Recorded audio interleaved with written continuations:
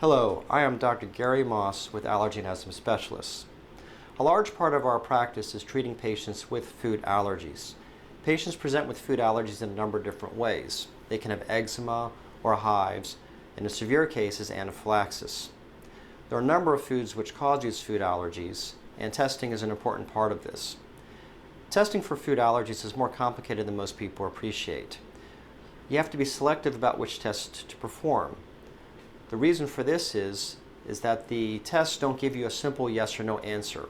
They give you a probability. So patients often come to my office with a stack of lab tests showing that they're allergic to eggs or milk when actually they've been eating eggs and milk up to this time without being allergic.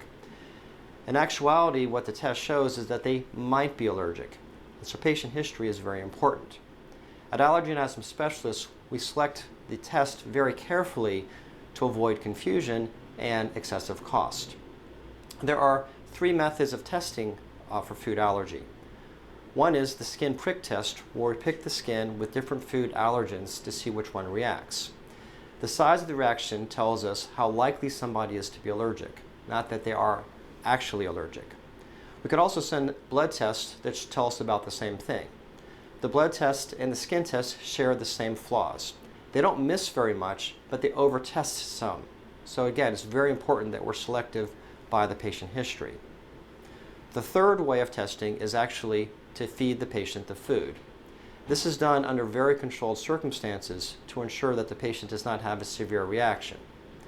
Oral challenges in some ways is the perfect test, other than the fact that we can provoke reactions. It's perfect because if we can show that a patient can tolerate a portion size, they're not allergic.